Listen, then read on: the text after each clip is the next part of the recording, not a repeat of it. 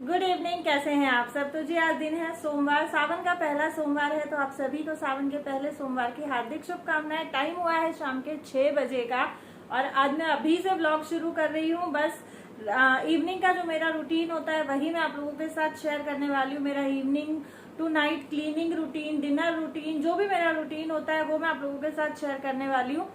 और अभी जस्ट मैं सो के उठी हूँ 6 बजे। आते ही आज बच्चों को जैसे मैं लेके आई, खाना भी नहीं खाया, मैं सीधा सो गई थी क्योंकि इतनी ज्यादा थकान हुई थी, बहुत ज्यादा मैं थकी हुई थी।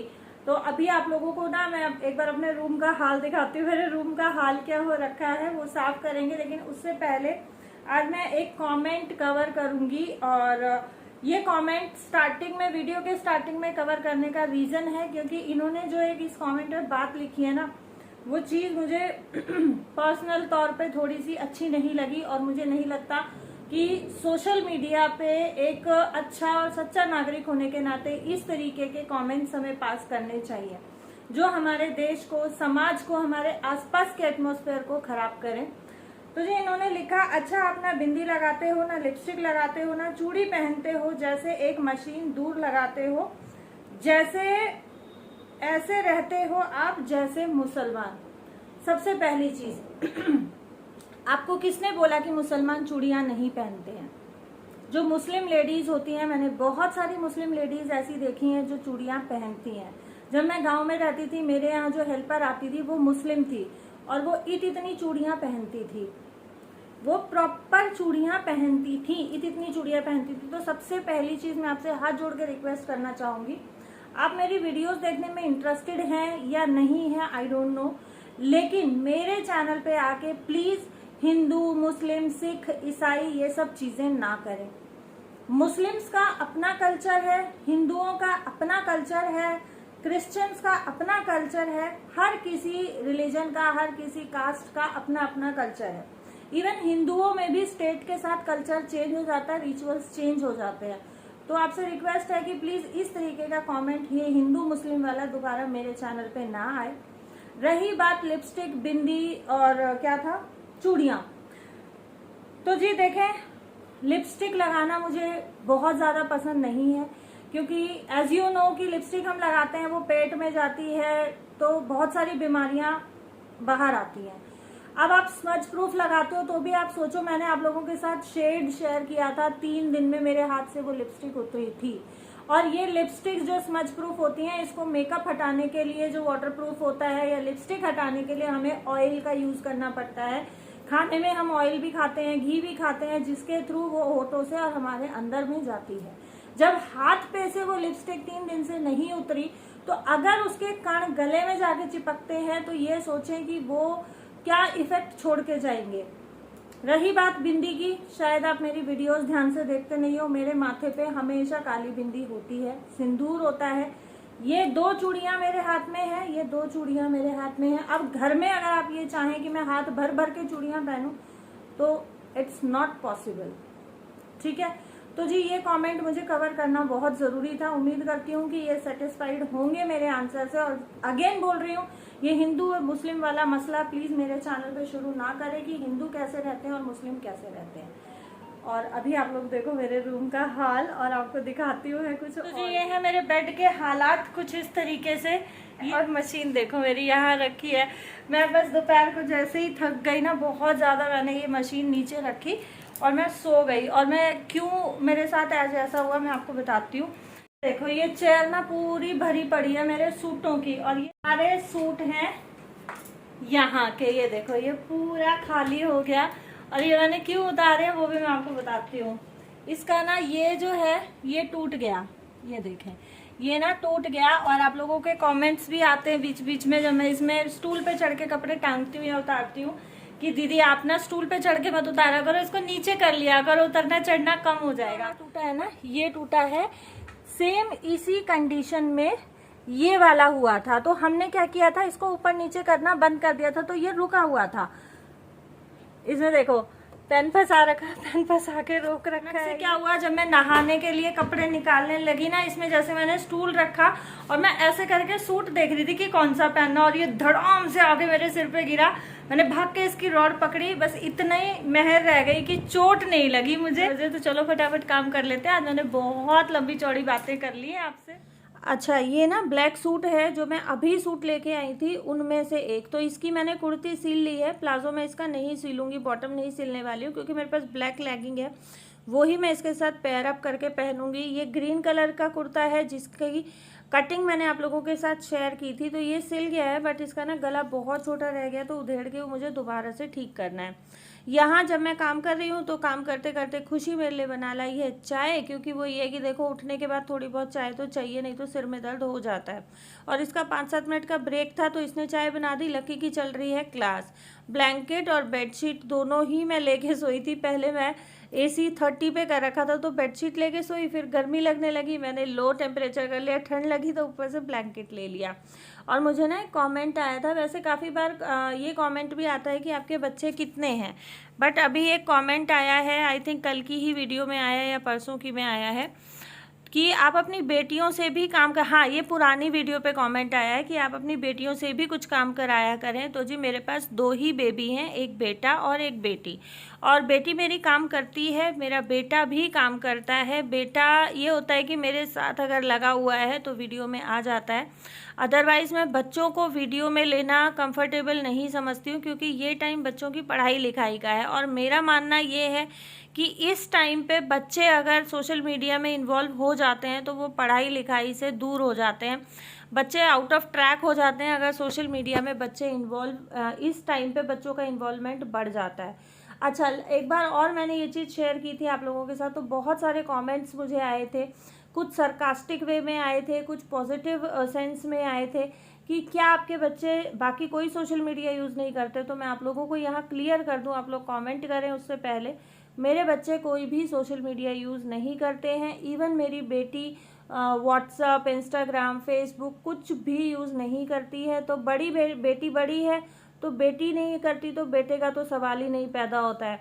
और एक और मुझे कमेंट आया था कि आप हमेशा वीडियो में बोलते हैं लकी खुशी के पापा, खुशी के पापा, तो क्या लकी के पापा नहीं हैं? तो जी देखें, पापा दोनों बच्चों के हैं, लेकिन बेटी मेरी बड़ी है तो बड़े बच्चे के नाम से ही बोला जाता है।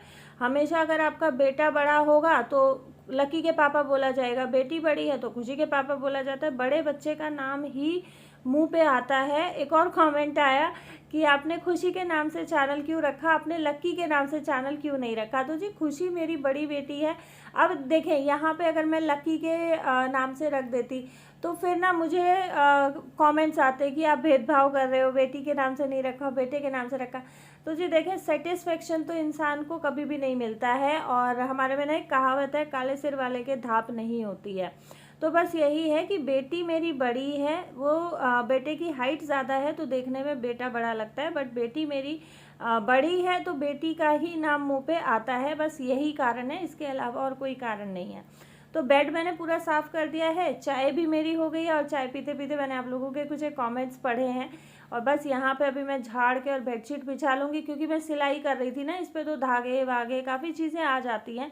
और मशीन जो है मेरी उषा की है, इलेक्ट्रिक मशीन है, और बहुत इजी हो जाता है, बहुत कन्वीनियंट हो जाता है बेड पे बैठ के मेरे को स्टिचिंग करना। बाकी मैंने देखा है जिनके पास ये मशीन है ना, बहुत सारी लेडीज़ क्या करती है, इसको टेबल पे रख लेती हैं, इसके जो स्टैंड आता है उसमें रख लेती हैं। तो उसमें ना मेरे से मैं कंफर्टेबल नहीं रहती हूँ। मैं घुटने के नीचे इसका पैडल दबाती हूँ और बेड पे बैठ के मैं सिलाई करती हूँ, मेरे लिए बहुत ईजी हो जाता है। तो जी बस यहाँ पे बेडरूम हो गया है मेरा ऑलमोस्ट क्लियर। और सूट जो है वो मैं अभी नहीं उठाने वाली हूँ, सूट अभी भी चेयर पे एज इट इज़ रखे रहेंगे। सूटों को मैं करूँगी कल, क्योंकि मुझे अलमीरा खाली करनी पड़ेगी। ये जो अलमीरा रखी है ना लकी की, इसी तरीके की एक और कबर्ड हमारे दूसरे रूम है, उसमें मैंने एक्स्ट्रा सामान रखा हुआ है, तो उसको खाली करके उसमें मैं लगाऊंगी।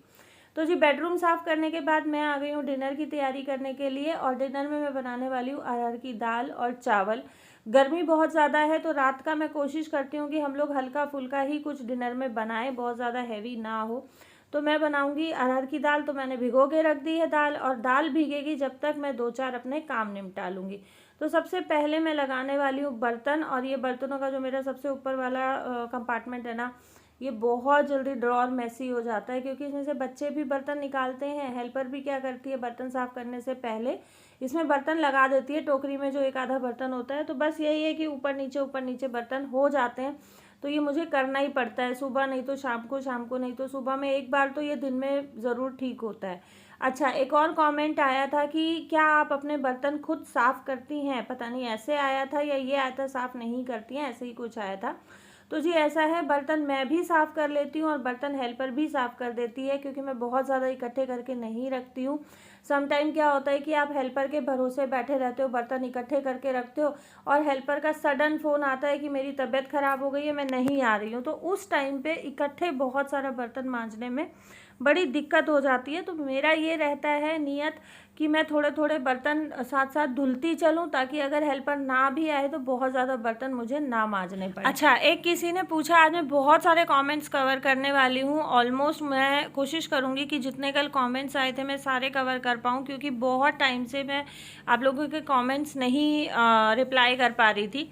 तो कल किसी का कमेंट आया कि मेरे घर में छिपकलियाँ बहुत ज़्यादा, उन्होंने इमोजी भेजे हुए थे, तो मुझे यही समझ में आया कि शायद छिपकली बहुत ज़्यादा हैं और वो बरामदे में डेली पॉटी करके चली जाती हैं, तो वो बहुत ज़्यादा परेशान है। तो उनको भगाने के लिए वो कोई ट्रिक पूछ रही थी शायद मेरे से। तो आप कॉफ़ी पाउडर और तंबाकू, जो तंबाकू खाने वाला तंबाकू होता है, चूना तंबाकू जो लोग खाते हैं, तो चूना नहीं चाहिए, सिर्फ तंबाकू चाहिए। तंबाकू में आप कॉफ़ी मिलाएं, उसकी छोटी छोटी गोलियां बना लें, और उनको जहाँ जहाँ आपको लगता है कि जिस जिस रूम में छिपकली हैं वहाँ पे आप उनको रख दें। तो कॉफ़ी और तंबाकू की महक ना बहुत स्ट्रॉन्ग होती है, और बच्चों की पहुँच से दूर रखें जी। ऐसा ना हो कि आप रखें और आपके बच्चे खा लें, तो बच्चों के लिए बहुत ज़्यादा हार्मफुल होता है तंबाकू। अगर बच्चे बहुत ज़्यादा छोटे हैं और बच्चों ने खा लिया है तो बच्चों के दांत भी खराब हो सकते हैं, और बच्चों का थोड़ा सा ध्यान रखें, बच्चों से थोड़ा सा दूर करके तंबाकू और कॉफ़ी की गोलियां बना के आप रखें। बाकी उसकी महक से जो है छिपकली नहीं आती है। अगर आपके आसपास चंदे अवेलेबल हैं, अगर आपके आसपास मोर है, तो आप चंदा रख सकते हैं, जहाँ पे भी आपको छिपकली दिखाई देती है, चंदे से भी छिपकली नहीं आती है। तो जी यहाँ पे दाल मेरी भीग गई है, और मैंने बीच में ना बच्चों के जो कॉर्नफ्लेक्स हैं वो भी ख़त्म हो गए थे, डब्बा मैंने साफ़ करा के रखा था, तो धुल के अच्छे से सूख गया, तो मैंने कॉर्नफ्लेक्स भी डाल दिए हैं। और यहाँ मैंने दाल में डाला है 2 टमाटर, हल्दी, नमक और 1 चम्मच भर के घी, और बस इसको मैं ढक्कन लगा के और उबाल लूँगी। अरहर की दाल है तो बहुत ज़्यादा सीटी लगाने की ज़रूरत नहीं है, 2 सीटी में बहुत अच्छे से पक जाती है। अब मेरा नमक भी ख़त्म हो रखा था, और ये बोतलें मैंने धुल दी थी। जितने बार मेरा मसाला खाली होता है ना, उतने बार या दालें खाली होती हैं, मैं डब्बों की नियत रखती हूँ कि उनको धुल के ही मैं दोबारा उसमें सामान डालूँ। तो बस नमक भी मैंने डाल दिया है, और ये मैंने धनिया काफ़ी टाइम से पीस के रखा हुआ था, इसको भी मैं डाल लूँगी। अच्छा, धनिये में क्या होता है ना, धनिये में ढोरा बहुत जल्दी लग जाता है, सुरसी बहुत जल्दी लग जाती है। तो आप जब इसको पीसते हैं ना, इसमें आप 2 चुटकी हल्दी मिला लें, तो हल्दी जब मिला लेंगे तो उससे धनिया ख़राब नहीं होता है। और ये जो सामान यहाँ सब फैला पड़ा है ना, ये मेरी गाड़ी का सामान है। जब मैं बच्चों को स्कूल से लेके आई उस टाइम पे हम निकाल के लेके आए थे, क्योंकि गाड़ी मेरी आज गई है सर्विस के लिए, और बस ये सामान ला के बच्चों ने यहीं पे रख दिया। तो इसको भी मैं फ़िलहाल सोफ़े पे ही रख रही हूँ, क्योंकि बच्चों को सुबह स्कूल छोड़ने जाऊँगी तो जाते हुए हम लोग ले जाएंगे। इधर उधर रख दिया तो ध्यान नहीं रहेगा, सामने रखा रहेगा तो ये है कि जाते जाते हम लोग उठा ले जाएंगे।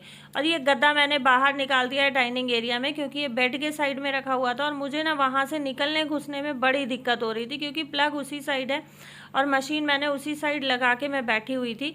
तो बस वहाँ से ना कल मेरा पैर भी इस पे से मुड़ गया, तो मैंने आज ये गद्दा बाहर लगवा दिया। और ये पहले भी यहीं पे था डाइनिंग एरिया में, ये है, इस पर बैठ के ना काम करने में बड़ी आसानी हो जाती है। और जैसे खुशी के पापा खाना खाते हैं, नाश्ता करते हैं, तो इस पर बैठ के खा लेते हैं, बहुत ईजी हो जाता है इसके सामने मुड्ढी रख के।